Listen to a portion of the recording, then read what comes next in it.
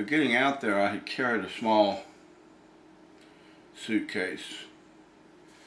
It had a change of clothes, like extra pair of blue jeans and an extra shirt, maybe a pair of socks.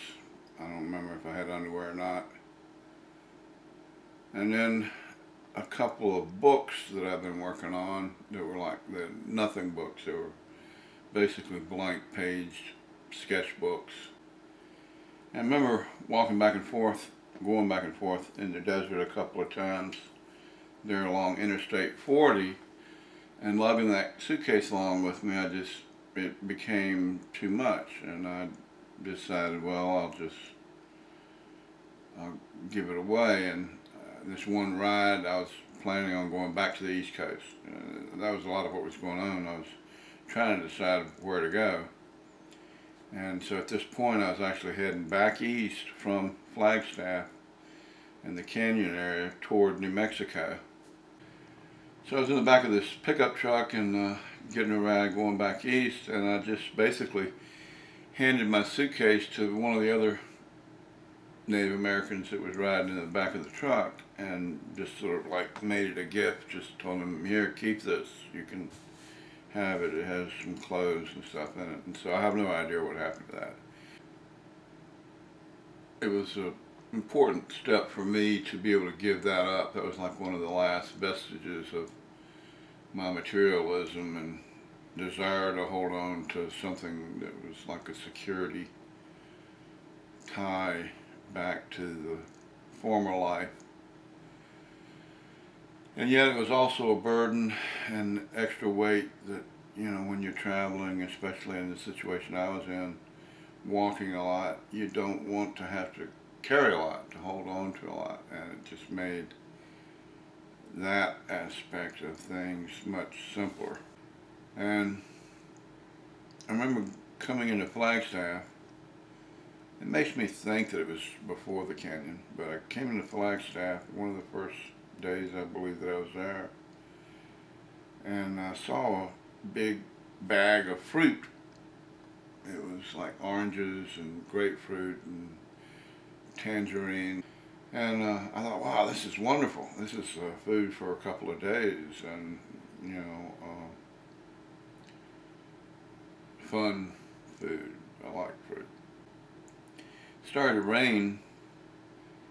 To duck out of the rain, mainly just to keep from getting wet, I just jumped into a little small bar.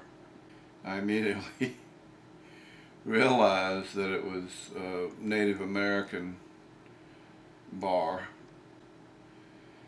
And I still had that big bag of fruit, and so kind of like to appease the people there,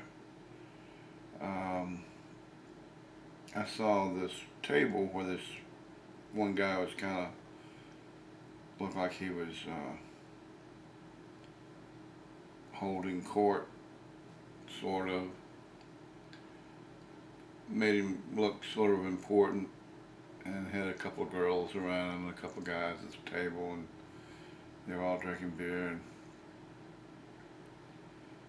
so I kind of walked over to him and made him a gift of the bag of fruit, like an offering, and just basically was saying to the bar in general, you know, I'm just trying to stay out of the rain. And went over and talked to the bartender briefly, just basically telling him the same thing, that, you know, I was just ducking in to keep from getting soaked out in the rain. And as I was standing there, I noticed this guy next to me is a tall Native American and strong, and had that beautiful long straight black hair. And he had a little buddy with him that was shorter than I was. He was probably 2 or 3 inches taller than I was, and this buddy was 2 or 3 inches shorter.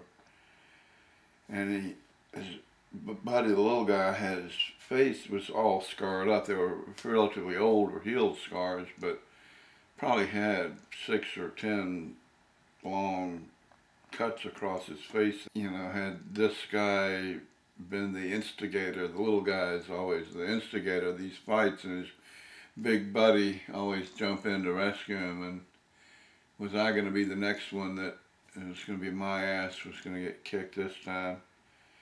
But neither one of them were provocative or did anything or say anything to me, and I didn't say anything really to them. But I felt like I should communicate or make some sort of offering to them. I've just given away the fruits. I didn't really have anything else, and I'd given away the suitcase earlier to the ride I'd had, and so I didn't have anything really left to give. But I reached in my pocket and I realized I had the comb. And so I gave that to the big guy with the long straight hair. Like just so we're saying, here you go, you know, this is an offering for you. And he took it and he just pulled it down through his hair one time like that, just a gesture. Much as my giving him the comb was a gesture. And we never said anything. He never said anything to me. I never said anything to him. And I think he just put it in his pocket. And the rain let up a few minutes later, and I walked on out. And so as I was walking through the desert, and at this point I started to go back west again, I can remember early in the morning, I'd been walking most of the night, looking back at the sun coming up over the hillsides and mountains to the east. And it was this beautiful big orange-red ball of a sun. And just looking at it and knowing that, you know, you're not supposed to stare at the sun, but really looking at it with my eyes, looking at the sun, and thinking that this had happened thousands of times with the Native Americans in the past, people in that area, even thinking about how they had walked all night or had done similar trips, children's journeys. And at that moment, it really kind of felt like that part of that spirit, and in particular the spirit of that large gentleman that I had met in the bar, was in me or singing a desert song with me or something. I don't know. Speaking to my soul. And then I just kept on going west from there.